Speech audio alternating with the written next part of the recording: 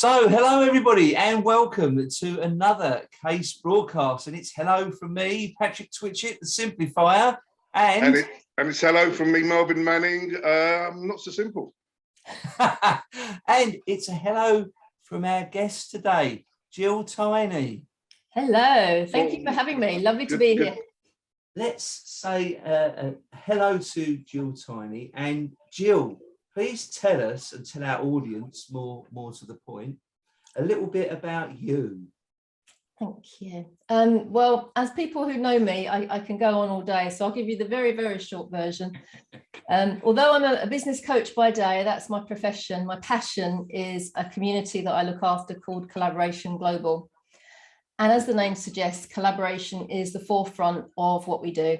So we bring together people who are passionate about who they are, what they do, how to help people, and we create a space where we can maximize our reach for each other and we can help each other. So the reason I'm passionate about it is because I think the world is a bit broken. So this is a way of coming together with really good people who have a good purpose in life, a legacy to leave. And we have a lot of fun doing it. So collaboration is my watchword, which is why I was here today and invited along as well. Excellent, indeed. Indeed, and me and Melvin were having a conversation about the topic of collaboration, and your name instantly popped into my mind, Gill. So there we go. So it's all good. It's all good. So on that very topic of collaboration, Gill, lead us on, because you're at the forefront of this. And again, I've been along to a few of your meetings in the flesh and online. Yeah. I go back as far as when we could actually meet as human beings. I remember those days. So tell us a little bit about your journey with collaboration and where it stems from. That'd be lovely. Yeah. Well, like most of us, I think here's a top tip for you guys is if you ask somebody what's your favorite childhood memory, they'll think for a moment and they'll come up with something, and you can join the dots from that memory to what they are doing today. It's a really unusual thing. And I look back at my life and I can see how I was constantly bringing people together. I was always like, oh, let's go and have a party. Let's go up to town. Let's do. And it was like Gill was the organizer. If somebody said, let's do something, and we all went, great. If I didn't do it, it didn't happen. So and you probably experienced some of that as well. So I look back and I can see that I've always been that person that wants to bring lovely, wonderful people. I've always wanted to introduce my friends to other friends, and my husband is like, why have you got to bring everyone together all the time? Just let's go see that couple and we'll go and see those. No, they would be really good for each other. They would love each other. It would be such good fun. So to me, it was a natural progression. But about 10 years ago, I came across a chap who was angry at the world. And the more angry he got with everything that was going wrong, education system's gone down the Swanee, the monetary system is wrong, that should be thrown out. Political system, don't get me started. And he was like, and I said, okay, well, don't moan about it. What can we do about it? And I realized then that the word collaboration was kind of being bandied about from the transactional point of view. From that point of view of like, well, if we work together, how much can we make out of it? You know, you get 20%, I'll get 50%, you know, he can get whatever it was. And that was going, and I'm like, what if we were collaborating to help each other? What if we were collaborating to help more people? What if we came together and all of this talent and all of this genius was like this big melting pot? What could we do? So the emphasis was not on how much could we make, what stuff could we get, what's in it for me. The emphasis was on how can I help? And that's where I felt that we were going in the same direction. Let's change the world. We can make a massive difference. But he was going one way and I was kind of going the other, although on the same path, but in different ways. So in 2019, we decided to call it a day. Happily, you know, he went one way and I went the other. And that's when I created Collaboration Global. Now, I think when you came, Patrick, to one of our meetings, we were probably still the old B Collaboration. And he took that website and that name and he carried on with what he's doing. And I then created Collaboration Global. Now, at the time, pre-pandemic, I didn't realize we were having face-to-face meetings. It was fun. We were having a good time, but it was quite hard work to physically go to Surrey and Hertfordshire and Liverpool and Essex, and it was, you know, physically demanding as well as the emotional stuff. And then the pandemic came. God bless the pandemic. Because we all went online, and I've been trying to do that for ages, saying to different people, you don't want to come down from Darlington to London, it's too much far every single month, why don't we come on Zoom? But they didn't do it. They got on the train and they came down. Or somebody would be coming from Bristol, somebody would be coming from Brighton, and it was like crazy. And in my head I'm like, this isn't good for the planet, you know, they're just coming here for that journey. So when we went on Zoom, I'm like, well, this is good. And all of a sudden more and more people were coming. We had people from Brazil and Spain and Florida and Malaysia and India and all over the place. I'm like, this is truly global. And that's when the name really kind of stuck, that we could get people from around the world to help each other. Doesn't matter what color they are, what nationality, what religion, what sex, what gender, you know, whether they're gay or straight, or, you know, can't decide whether they are sky blue, pink. It didn't matter. Old or young, fat or thin. We didn't care. It's like, you're a human being, so let's see how we can help each other. And that's really where it all kind of started. And so the essence of it is building a culture that is strong, that can withstand ups and downs, because that's what life is. Yeah. And you can come across an idea, a dream, a passion, a purpose, and you can ask other people that have also got that same passion to, hey, do you want to come and help me out here? And then we've got rules of the game that you can follow that will help you to make sure that collaboration comes out the other end, where you'll go, wow, let's do that again, that was amazing. As opposed to some of the collaborations that I've done in the past, where you go, oh my God, I'd never do that again. That was such hard work, because it was focused on the monetary side of it and how much we were going to make. It never quite was a fun thing to be part of. Yeah, I mean, that puts it puts everyone under this sort of pressure, and I think it depends how different people are wired. And some people are so much more money motivated, and again, I suppose that's a selection process of who you choose to work with, isn't it? 100%, and there's nothing wrong with that. I'm not saying there's anything wrong with that, but I don't think we should see it as the only way. Yeah. So obviously, in your current world, it's not a new world, because it's a world that you've been creating for quite a while now. Mm-hmm. My question to you is, how do you value it? I mean, where do you see the values beyond helping people? What? How do I measure it, do you mean? Or what's well, is there some kind of measure? Because obviously, if it's not about the money, what's it about? Well, the money is part of it, because when you get good people together, it's inevitable they're going to make money. So I can tell you great stories of, you know, somebody joining and saying, the first 3 months, I added 26k a month to my bottom line. We're like, well, good for you, well done. Yeah. The value for me is the stories like, and I bring this one out again and again, because it just, it broke my heart when I found out. A guy came along and he was speaking at the front of the room, and he nonchalantly let slip that he didn't speak to his dad. And a few of us went, oh, that's a shame. Oh, really? You didn't speak to your dad? And bit by bit, over the months, we kind of said to him, why don't you pick the phone up? What's wrong? What's happened? And so there were people that were into personal development that gave him some time. There were people that were into relationship development and gave him some time. We guided him to go on some courses. And eventually he came to one of our sessions and he said, you'll be pleased to know, I picked the phone up and I called my dad. And as a result of that, he then got to speak to his brother, who he hadn't spoken to, and he hadn't spoken to his dad for 7 years. He had 2 children that didn't know they had a granddad. Mm-hmm. His dad didn't know he had grandchildren. Sure. It was a misunderstanding and a mistake. So they got together and they had a relationship and they got back, and it was like the best thing that ever happened to him. What we didn't know at the time is that his dad didn't have long to live, and he only lived another year before he died. So if we hadn't been that community that cared enough to take that difficult, awkward, brave conversation, he wouldn't have had that result. And to me, that's that's priceless. And I can give you 100 of those. Mm. Yeah. Well, that's that external catalyst, wasn't it, that brought that about? So that's also fantastic. It's the culture within the community where we know that if somebody's going to criticize or say something that's a bit challenging or makes you feel a little bit, no, I don't, I'm comfortable in my little rut, I don't want to move. They're coming from a place of love, because that's one of our core values. It's love. And it's like, if I give you my love, I'm offering you something. I'm only saying this out loud with the best interest of you. So people listen to that. That conversation is heard more than if somebody goes, do you know what you should do? I reckon you should give them a call. That'd be a really good idea. Why don't you do that? Because it's coming over as a criticism. We're not criticizing anyone. We are no better than the next person, but we're loving each other and finding a way to make things easier for each other. So would it be fair to say that, typically you're analysing people when you're chatting with them? Analysing them? That's a really interesting question, Melvin. I like that, analysing. I suppose only because you're looking at somebody and you're trying to fathom out, where are you at? Is it analysing or is it reading? I think it's listening. Yeah.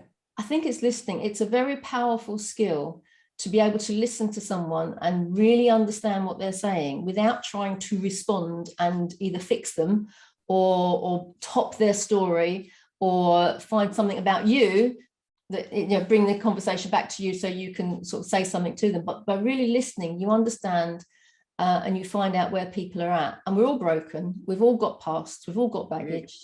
And sometimes you feel brave enough to share that. And the only way we can let go of that heavy stuff that burdens us and brings our shoulders down and creates the depression, the anxiety, and all the stress is to share it with another human being, but in a safe environment. Yes.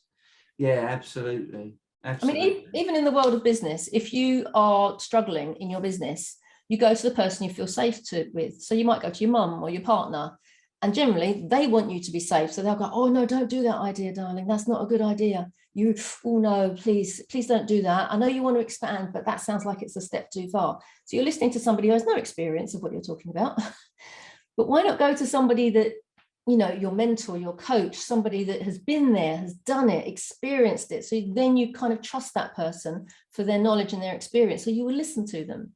So it's kind of having that safe space where there are people you can go to and you can kind of go, well, they're really good at that and they're really good at that. I mean, we've got one guy, Francis West. He's amazing at cybersecurity. So whenever I'm worried about something, he's the first person that I would be making a phone call to. I don't feel stupid because, and I would do to some people, if I rang a tech team, I'd be like, I don't know what I'm doing.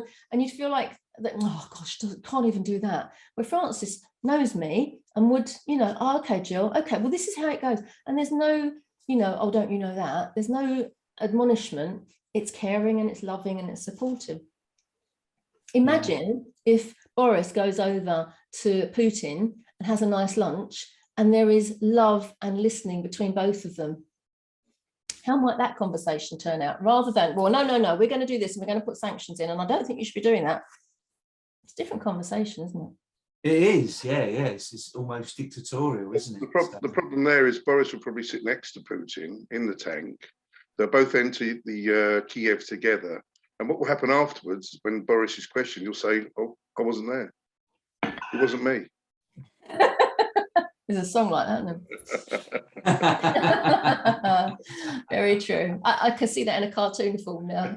Yeah. I'm sure it'll be on The Simpsons at some point, parodied in some form. Yeah, they're very topical. Okay, so for our listeners and the topic of collaboration, for someone listening now, why should they collaborate? Well, the short answer is it's blooming good fun. I've just met some amazing people and I learned something about myself. I learned something about them. We have fun. But for me, the important part is you will take something from that collaboration that you can pay forward for other people to benefit.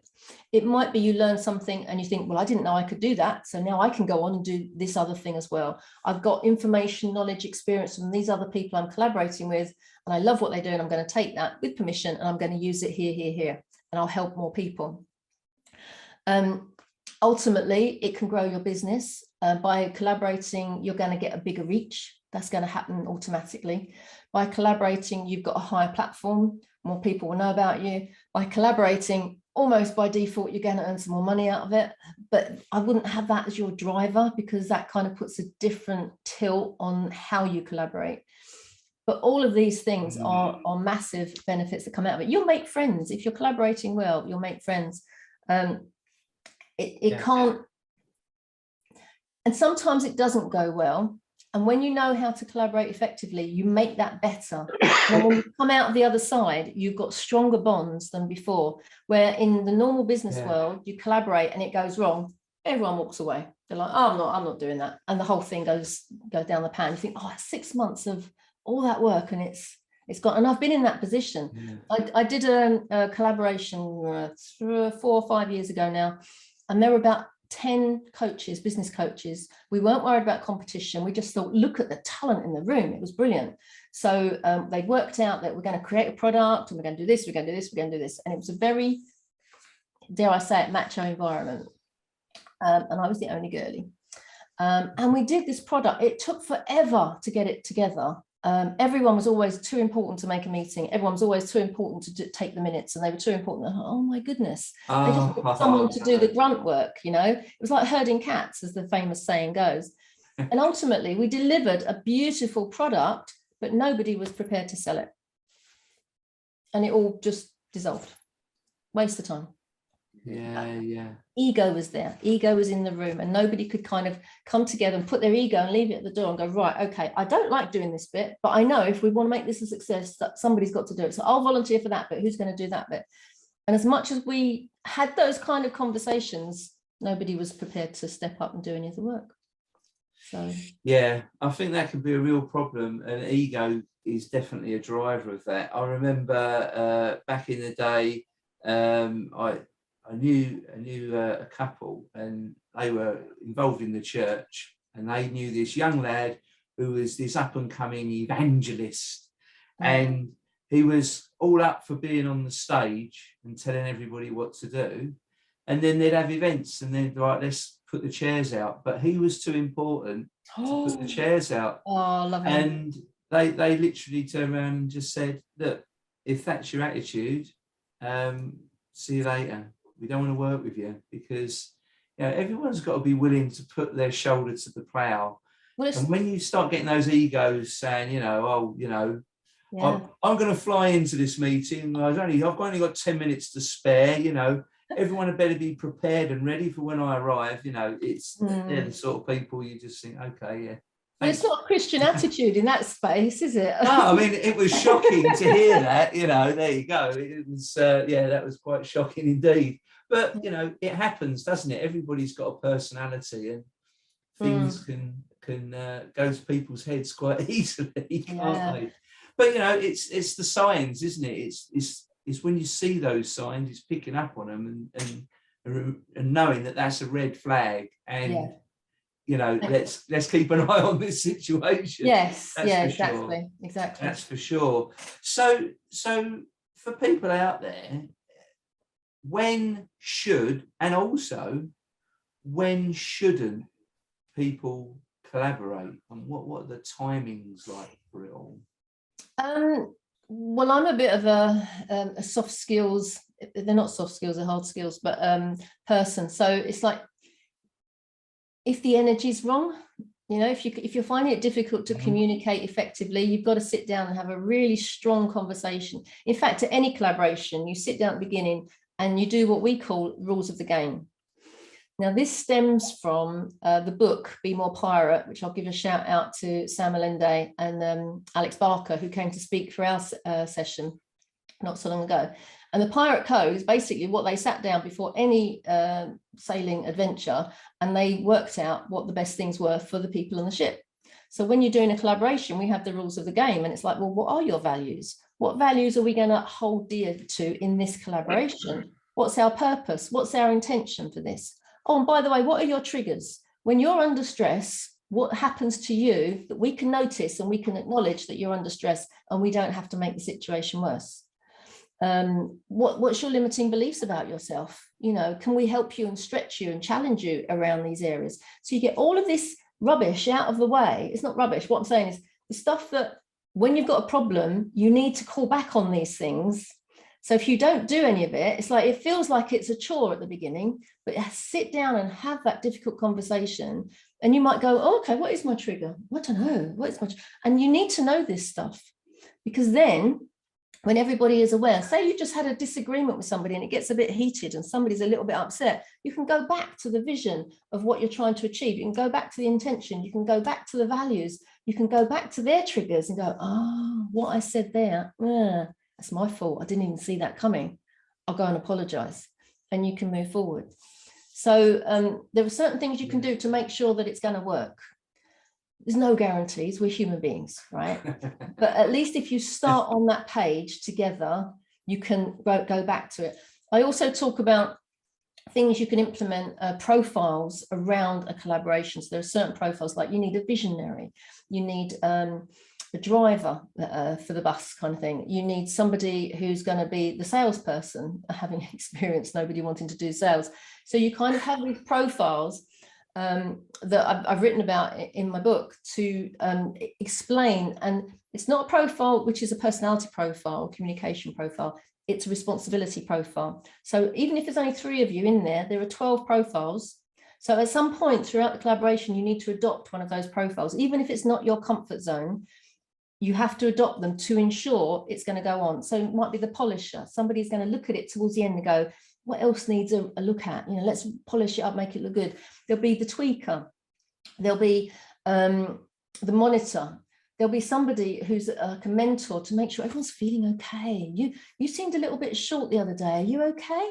Is everything all right? Do you want to talk about it? So you've got somebody that's slightly to one side that can actually, I've had a bad day. This happened today. And I didn't want to share it with everybody because, I can understand that. And all of a sudden the tensions are broken. So there's a lot of things you can put into place to make sure 99.9% of your collaborations are going to be awesome.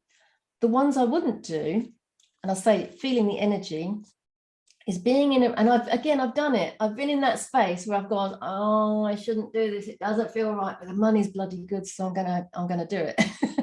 And then 6 months down the line, it's what you're losing sleep.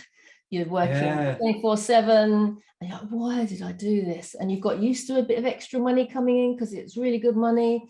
And then you've got to let that go and don't even go there. So now if my hairs on the back of my head stand up and somebody's going, I want you, you're going to be amazing, let's do this collaboration together. I'm like, I'm good, that's okay, thanks. Let me know how it goes. I'm here if you need any help, but I'm not actually going to be part of it, thank you. So use your gut instinct. It is there for a reason. And if there is something that's you're not sure about, unpack it with somebody else that's outside. And then you can kind of somebody looking in, somebody that is knowledgeable in this experience in this way. Even, give me a ring and say, Jill, I'm going to do this collaboration. What do you reckon? And somebody go, okay, why do you feel that? How do you feel that? And it might just be something in your past that's triggered you. And you're like, this is going to be big. Is it too big for me? Can I do it? Then you go back to that person and go, why do you want me? What is it about me that makes you want to do this collaboration together? Let me be honest, I'm feeling nervous about it. I've got this feeling in my gut that I shouldn't be doing it. Can you convince me otherwise? But generally, you'll know. So I got involved with a narcissist, not the best person to collaborate with. And it is, it was a top down, do as I do, or you're out. And it's like, okay, bye, I'm gone. So it wasn't a true collaboration where there's no hierarchy. A true collaboration, there is not one person telling everyone what to do. That's like a partnership. That's like a, just a project that somebody wants done and wants his minions to get it done. But a true collaboration, you are all equal. No matter what you are contributing, you are seen as equal. So for me, I think if you're not going to do a collaboration, it's generally you're following your gut instinct so you can sleep at night, walk away. And if it's all about the money, I would walk away from that as well. But I get that there are some people that can walk in, be non-emotional about it, sort out the money and walk away and do it. And that's what's currently going on with most people that collaborate at the moment. It's about the money. That's the driver. Yeah, definitely. And I mean,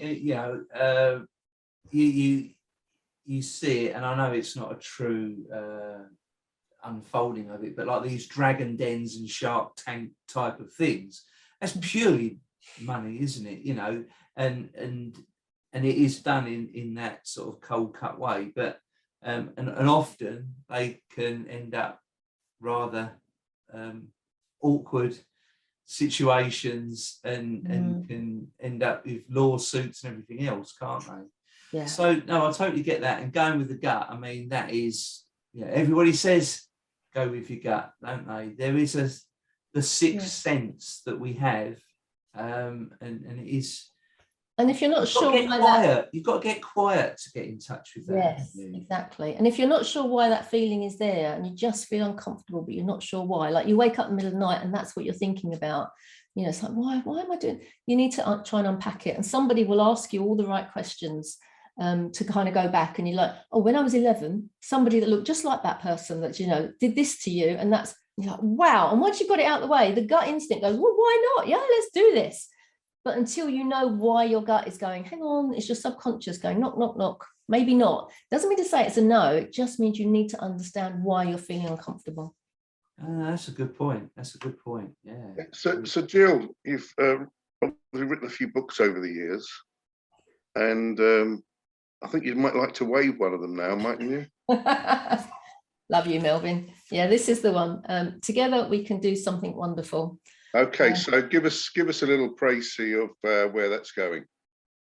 Well, basically, the previous book to that was Making of a Movement, which was why would you collaborate? And that's what that was all about. And this one is how. How the hell are you supposed to collaborate? So in here, it's in 3 parts. Personal development, know yourself before you collaborate with anybody, because otherwise you're coming in for a hiding if you don't know what your limiting beliefs are, what your triggers are, all of those kind of things.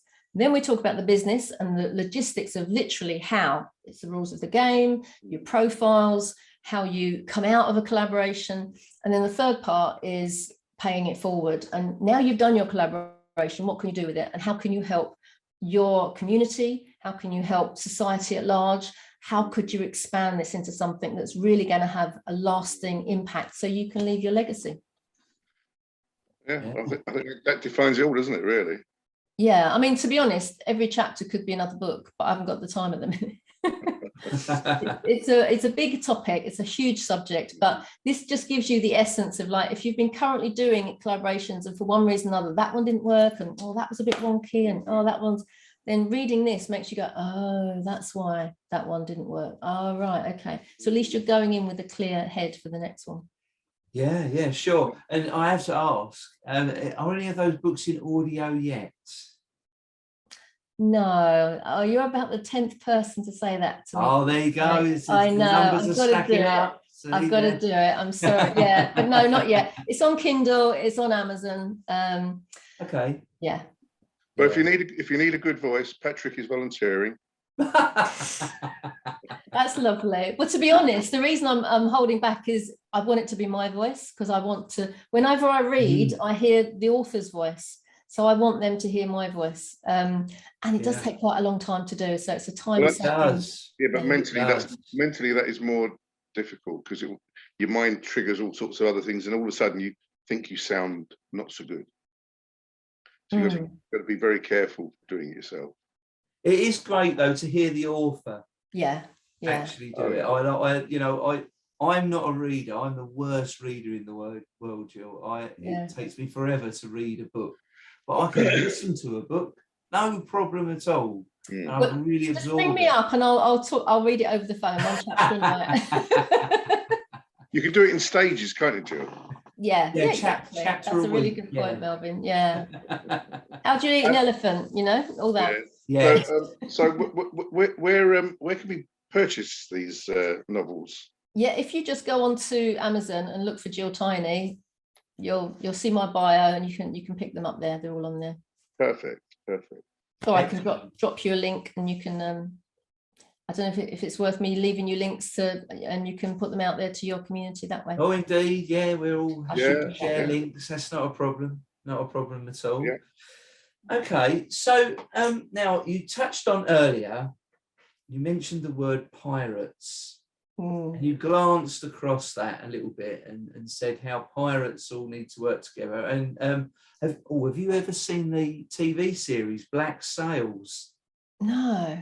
Oh, it's on Amazon. I thought that was really good. It was based on a lot of the true characters, but then they fictionalized a lot of the combination. But yeah, it's all about and it is fascinating to watch how they work, because everyone has to have their cut and all of these sort of things. Yes. So I assume that's what you're talking about, because everybody's got different needs and wants from a collaboration. like you say, someone might not be hardly money motivated at all. They might just want to work with a successful group and absorb loads of information and learning. Exactly. So run us through how a pirate ship works, Jill. Well, do you know what? They have such a bad press. So the pirates, we're not talking about current day pirates, because that's a whole other story. This is talking sort of 1700 to 1750, something like that. And obviously Alex Barker's the person to give you all the gist. But I love the fact that they used to have same-sex marriages on their ships. The captain wasn't in charge necessarily. It wasn't a hierarchy there. Everybody had a say in what went on. Everyone had a say on how much that booty they should have. They had health insurance. So if you in battle, if you lost a limb or something, then you would get some compensation for that if it was part of their duties. Initially, pirates were privateers and they were employed by the government until the government started behaving badly. And then the pirates went, no, we don't want to do that. We'll go off and do our own thing.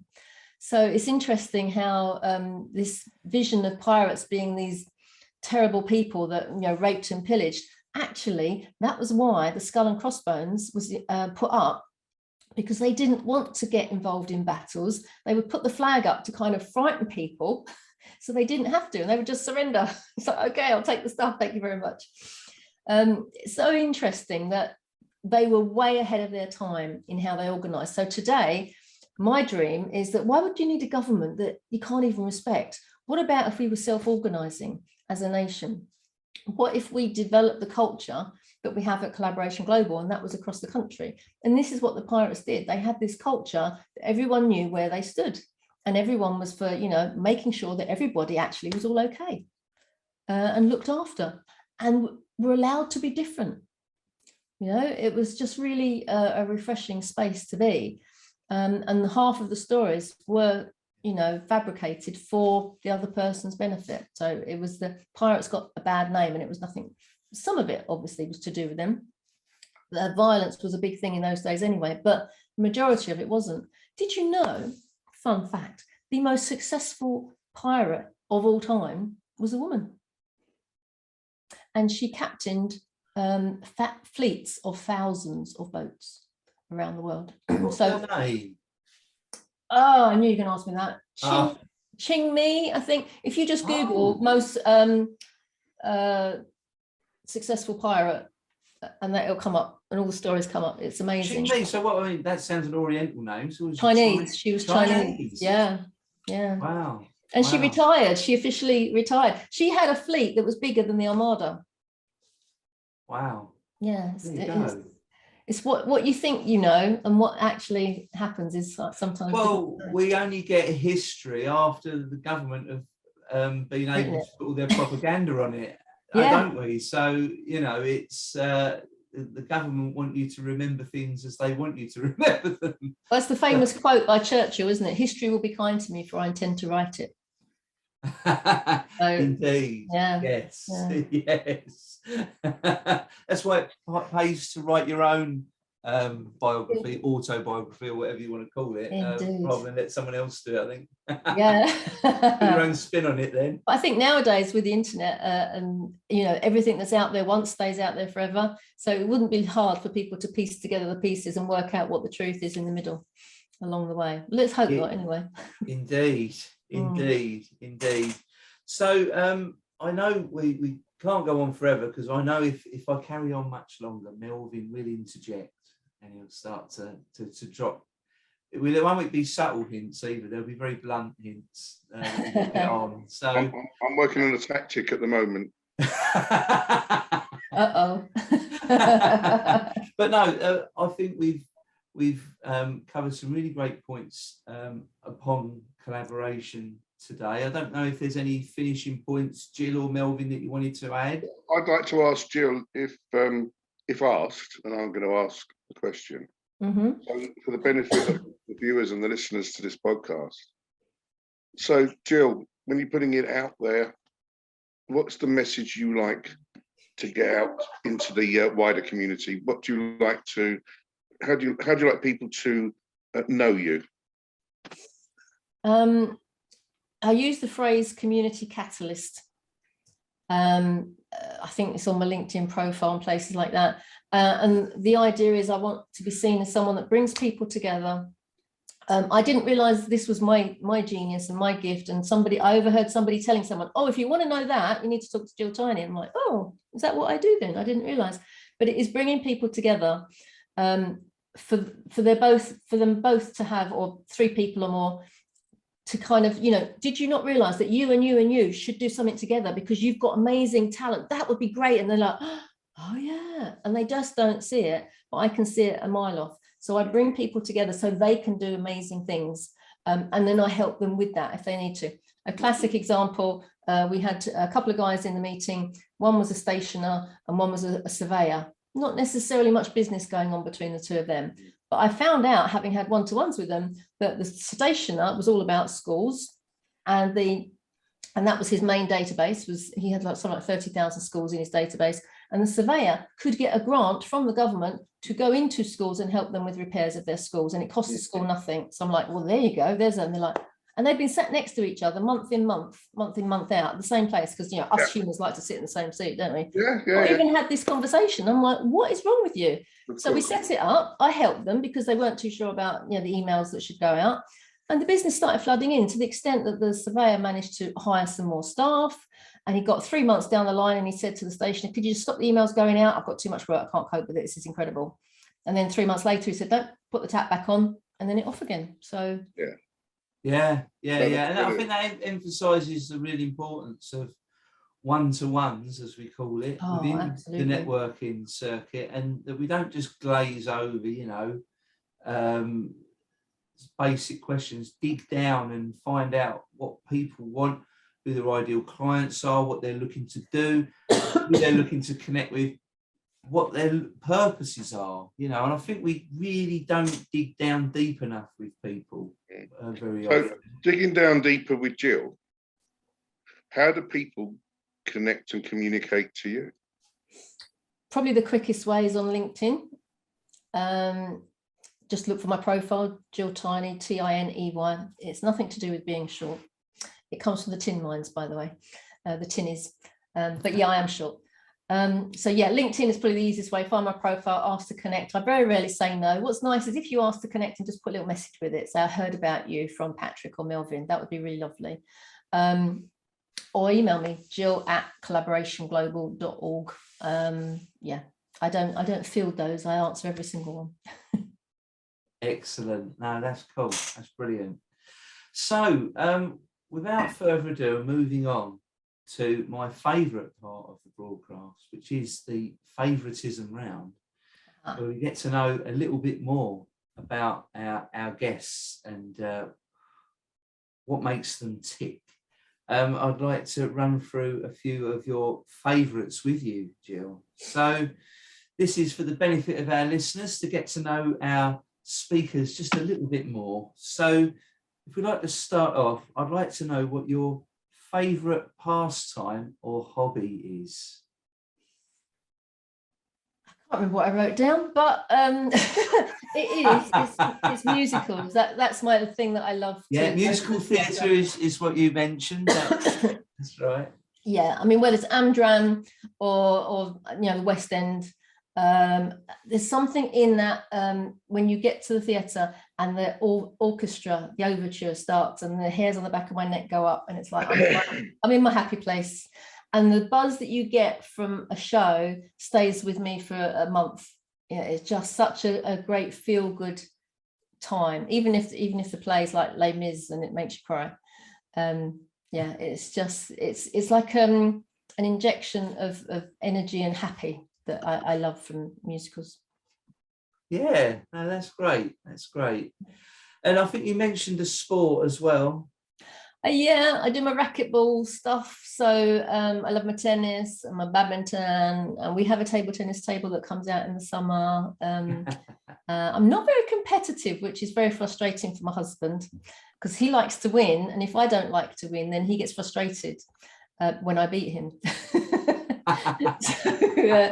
But yeah, I just love having that. Just it's camaraderie and a bit of a giggle, really. But yeah, when I was a kid, that was the stuff I was good at. So as an adult, you go, well, that's an easy win. So I go and I play those games and just have a really nice social time. I'm a social animal. That's what I love doing. Yes. And that's come across even in the broadcast today, to be fair. So that's all good. That's all good. So moving on from that then, your favourite celebrity from any field and why? Did I say Simon Sinek? That would have been. I think you mentioned that, yes. Yeah. So I mean, there's so many, but Simon Sinek, because he gets what I'm doing. You know, start with why. What's your purpose? What's your intention in life? What legacy do you want to leave?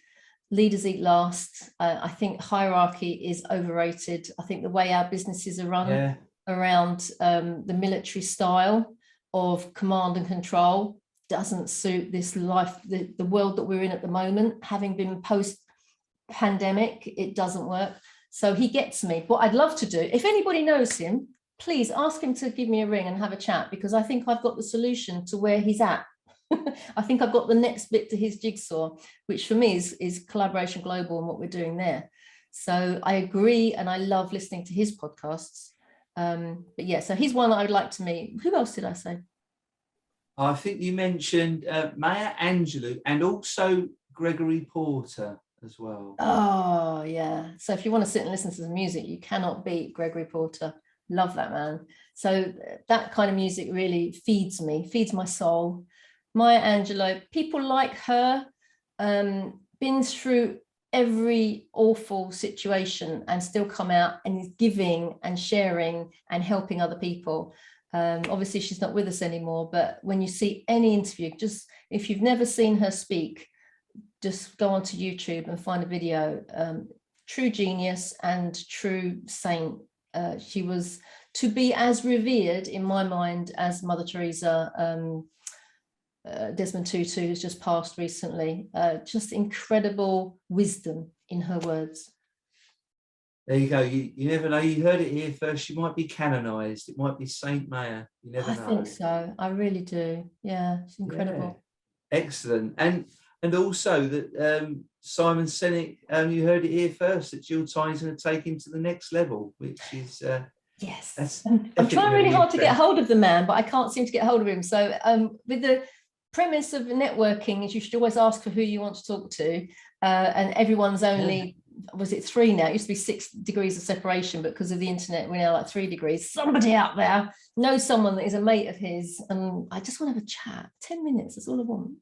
That's right. And I think the trouble is now, especially with the online world and the world of celebrity, is that people are reaching out to these people all the time in loads of different directions. And it does drown out the really genuine people that want to get through to them. You know, you'll see Richard Branson post on LinkedIn, and then everybody's tagging him and saying, "Oh, Richard, you haven't replied to me. You haven't done this." You know? It's like, you know, he's not going to read his LinkedIn post for an hour and find you know, unfortunately. But that'd be great. I mean, I love to hear Simon Sinek speak, and I think what you touched on there. And I don't want to take this into another broadcast episode, but the leadership structure and that military top-down, very tribal structure, you know, it goes right back to our roots, doesn't it? And it's been that way since the beginning of time. We're starting to see companies evolve out of that. I think Google's very forward-thinking in the way it runs its management structure and how it works. Yeah. But we're seeing this. You know, when you think of the whole apple of time that we've had, there's this really thin sliver where things have actually started to change, and it's the human beast doesn't like to evolve very quickly, does it? It does. It's like moving a tanker, isn't it? It takes degrees and degrees and degrees, and we're not used to change. And the problem is today's world, change is happening so fast. We're all going, we don't know what to do with it. No. And we're kind of missing the boat, if you carry on the analogy. But one guy for everyone to look up, check out the TED Talk, TED.com. Ricardo Semler, Ricardo Semler, Semlar. He was doing 30 years ago what people should be doing today in business. Right. And he's a very wise man, and he lets people choose where they go to work. He lets people choose when they go to work. He lets people choose when they take time off. He lets people choose what salary they have. He's so forward thinking, and I'm like, genius. The man is a genius. And what I love about him is a favorite quote. He says, when people come to me and they're proud of their business and what they've achieved, they say, I have done well in my life, Ricardo. It is time for me to give back. And I look them in the face and I say, if you're giving back, you took too much in the first place. And that's my philosophy. We should all be giving as we go. Yes. Yeah, somebody said the other day, yeah. oh yeah, it's really good. You know, if you're in the elevator and you get to the top floor, you've got to send it down for the next guy to come up. I said, no, take him with you. Don't wait till you get to the top and then go and send the elevator down. You take him on the journey with you. Yeah. I'm going to get on my soapbox now if I'm not careful. Sorry. I'll shut up. That's all right. The favoritism round goes in all directions. It's not a problem. So what is your favorite food or meal? I eat anything. I think I put that. Anything that's been cooked with love. Yeah. Okay. Yeah. It tastes so much better, you know. And when you go to a lovely restaurant and you know that the chef cares about the food, even if it's just bangers and mash, it's going to taste absolutely gorgeous because they're proud of what they've given you and they want you to enjoy it and they want you to love it. Somebody that's just been slapdash, you can kind of taste that in the food. So yeah, I eat anything. Whatever you cook me, Patrick, will be lovely. I don't mind. Okay, fair enough. So moving on now to your favorite cartoon. I can't remember what it said. It wasn't The Simpsons, although I do admire how they do things. You had to let it go when you told me. Oh yes, what film it was. The current way that Disney is portraying their princesses is really cool. Moana, Frozen, the women are not seen as helpless. Come rescue me, my prince. They are getting out there and doing it. So I'm a big Me Too feminist, and I think that those kind of cartoons also they make you laugh, they make you cry, and they've got a happy ending. To me, any film that does that, it's a winner. Yeah. And yeah, there has been a massive shift, because if you look back at the early films and how things are portrayed, and the, you know, the story of Dumbo and everything else, it starts to portray and give the wrong messages. Yeah, so many times without even realizing it. And they work to the formula. So that formula came out again and again and again and again. Yeah, rinse and repeat. And yeah, it's great to see that an organised, because, you know, when we're talking about Disney, we're talking about such a huge organisation now. The fact that it's adaptable and says, do you know what, we've got some things wrong here, and let's adjust. And to see that transformation is a glorious thing. Yeah. Because, you know, as we've already touched on, it's very difficult for the human race to evolve, isn't it? Yes, exactly. And now these little people, you know, young girls are getting out there realizing that, well, they can do anything that they choose. You know, there's no barrier to what they want to do. Yeah. Away with stereotypes at last. Yes. Hurrah. It started in the 80s, but it's taken a hell of a long time to get here, that's for sure. Yeah. And we're still not there yet either. That's another thing. Well, now we've got to deal with cancel culture, haven't we? So yeah, it's a whole other podcast. But with what cat culture? Cancel culture, you know, where they say, oh no, we don't want that person speaking at our university because they believe in this. And it's like, well, what happened to free speech? And yeah. Yes, indeed. Okay, so here we go. This is some of my real favourites of the favoritism round. Your favourite film? I have two that run side by side, and Singing in the Rain is one, because again, makes you laugh, makes you cry, and has a happy ending. Sorry if that's a spoiler alert for anyone that hasn't watched it. And the Sound of Music as well. You know, I love my musicals, so yeah, why would I not choose musicals? I watched those as a very young child, and they don't lose their appeal. And I've watched both of them probably every year. You know, Christmas usually, sit there with a cup of tea, ginger nut biscuit, and I like to watch it, and it just makes me go, It's lovely. And not many people know this, but I've actually sung with Julie Andrews. Oh. Now, the fact there was about 2,000 other people at the same time, I went to see an audience with Julie Andrews, and she was asked if, obviously she can't sing anymore, she's had the operation, and she asked the audience, will you sing with me? And I'm like, yeah, of course I will. So we all sang Edelweiss together, which was like, oh, I had a moment, it was lovely. Brilliant, brilliant. Okay, so your favourite TV show? Oh, there's so many. What did I write? I can't remember, Patrick. You said it was Years and Years, a Russell T Davies production. Oh yes, this is an important one. Everyone has to go and watch this, right? This is not a request, this is an order. And talk about military. Go watch it. It was brilliant. Russell T Davies does so many wonderful things. He did the AIDS one a little while ago. Last year. I watched that recently, and, which was good. And years that was and so years. enlightening. As Incredible. I was at school when it went on, so you're a little bit naive, but to see how these guys were ostracized and put in isolation wards and the doors locked, it was like really, so that was good. So this program is Years and Years, and basically it's like a soap opera. It's set like a soap opera, but it's like 20 years time, probably less, 10 years time, something like that.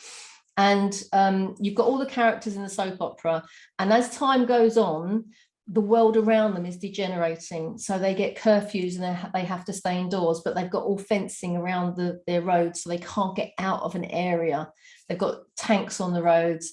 It's all about immigration, refugees, illegal immigrants.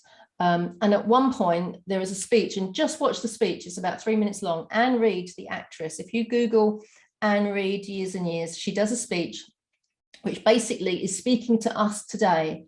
And they're having Christmas lunch, and she asks the Alexa app, how many days was it? How many weeks ago was 2000, the year 2000? And she was told. She said, and look what's happened since then. And she lists off all these things that happened because of technology and the way we've become. And she says, and she turns around to her family and she looks at one of them and she says, it's all your fault. And it's like, oh, Mum, what are you talking about? How could it be my fault? This is what's going on in the world. It's the politics. No, it's your fault as well. And it's your fault. And it's your fault. And then she starts listing why it's their fault. And it's like a rousing, oh my God, this woman is incredible. So Russell T Davies, the writing is fantastic. And then when the actual series ends, it makes you realize what you've got to do, what you and me have got to do in order to make sure the world doesn't turn out to be something we look back on and go, oh, those bloody politicians. It's our world, and we have to do something about it. So if nothing else, please watch it. It's 6 parts, 6 episodes. You can do it in one hit. It's a powerful message for tomorrow, and we all need to listen. So round of applause for Russell T Davies. I think he's amazing. So where can people watch that? Where do you know where it's? You can YouTube. I think you can definitely YouTube it. It's probably still on Netflix or something like that. I don't know where it's at. Okay. Yeah. All right. But you can definitely find the speeches and episodes on YouTube. Okay. Yeah, I'll. As Melvin knows, I like a bit of TV. That's my escapism. I don't do musicals. I have attended many musicals and sit there and I will enjoy it in that moment, but it's like, I don't really want to come again, to be fair. But you've got no heart, Patrick. What are you drama like? I can lose myself in. Oh, yeah. Fantastic. That sounds brilliant, actually. I love all that. So good stuff. Okay, so the final one. Your favourite comedy, and I always say to people, this could be a favourite comedian, a comedy show. What's your favourite comedy? What makes you laugh? Oh, what makes me laugh? Russell Howard, I think, is a genius. Absolutely. Michael McIntyre, because he's family friendly. He's not swearing every other word. So he's very clever as well. Yeah. I think, I mean, those kind of people, I love going to comedy clubs. Oh, the talent that is out there is phenomenal. comedies generally, you know, if you look at, my mind goes blank when I think about a series of comedies. What makes you laugh out loud? It's just, oh, I'll tell you what makes me laugh out loud. Bradley Walsh and his son, Barney. I mean, I love the relationship between the two, but the stuff Barney makes his dad do is outrageous. So that's very funny.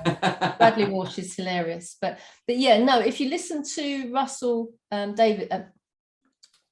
Russell Howard, yeah, even, he's very good at observing life and politics. And he is, because I mean, I don't know if he still does his program on the TV, but it was always, there was that satirical moment where he'd reflect on all the happenings through the week and he'd pull it all apart. And I think, you know, I really love comedy and I embrace comedy, and almost to the point that it doesn't make me laugh, because I'm almost analysing it when I'm watching it, and I'm going, oh, how good is this? And I'm thinking, right, I hope this guy's got a big team around him, because to get all this information and pull all this into this show must take hours and hours. You know, it's he's really witty, really clever guy he is, and he's still only young, isn't he? And he's been exactly. going a long time. I think he's coming up to 40. But there's a show on Netflix at the moment, which is a documentary about his life. Oh, is there? And it kind of shows you how he does it.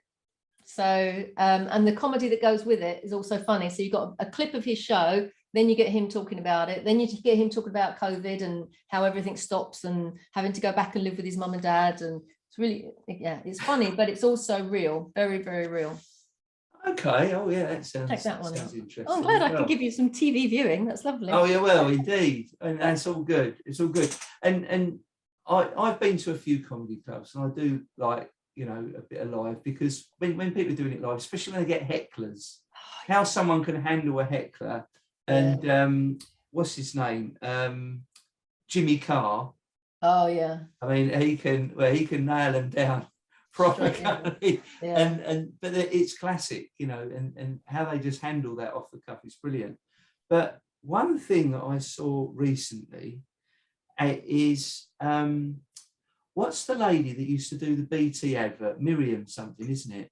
Maureen Lipman. Maureen Lipman. Maureen Lipman. That's it. Maureen Lipman. Now, she was talking about it. Now, a real problem that is starting to come from the PC culture is now that comedians are so scared of offending people in these comedy clubs, because then if someone complains to the owner of the comedy club, they don't get invited back. That's terrible. So, and she's saying what it's doing, it's limiting comedians, it's restricting them to a point that, because comedy borders on offensive all the time. You've got to go in that risque place to get those laughs. And it's actually destroying the industry of comedy. And it's really sad. And we need to wake up, you know, it has to be a gay person that makes gay jokes now. If someone's not gay and makes a gay joke, it's offensive. But if they're gay, then that's fine. And if, you know, someone's Indian, they can make jokes about the Indians, but outside of that, you can't, you know, it becomes that restrictive place that actually limits how we just laugh. And all we're doing is we're laughing at ourselves, aren't we? We're laughing at our accents, our personalities. That's what makes us laugh, isn't it? Well, yeah, I mean, the thing is, there's always going to be comedians out there you don't like, so you just don't go and see them. Or if you're at a comedy club and there's 5 comedians, you go, okay, that one wasn't that funny, or that one was a little bit offensive, bit near the mark, I didn't like that. Move on. And of course, if they are offending and it's over the mark rather than near the mark, that's up to the comedy club, who would probably pull them off anyway, because it was too offensive.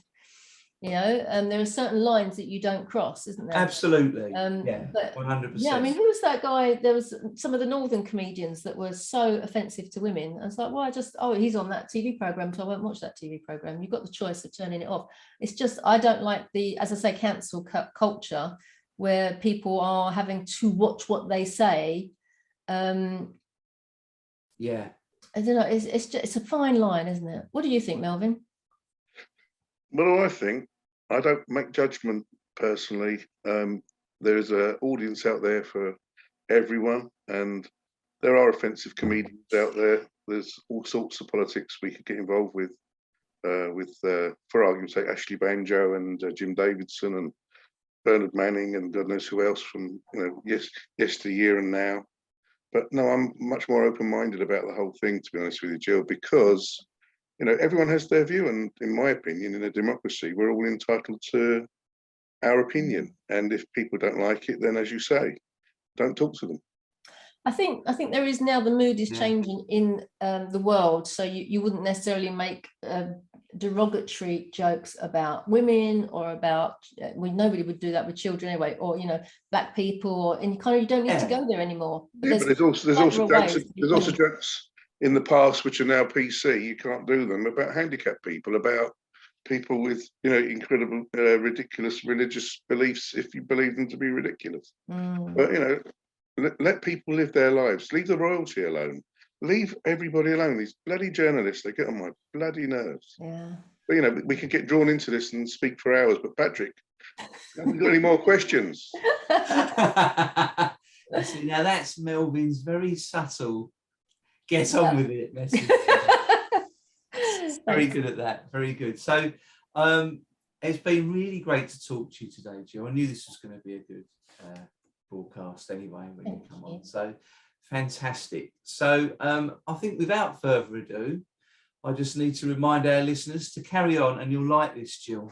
This is a perfected symbol of let's see if he gets it on. Let's see if he gets it on camera. So, listen out, listen up, and listen in. There we go.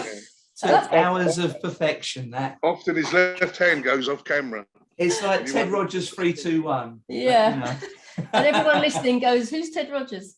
Yes. And where's Dusty been? Where is Dusty been? Yes, I am realising my age. Yeah, but I don't care. So it's that's a good sign. Live and let live. So it's goodbye from me. Anyway, Patrick Twitchett, goodbye from me. And it's a goodbye from Melvin. And a goodbye from me. Thank you very much for having me. Thanks very much, everyone. Bye. Bye.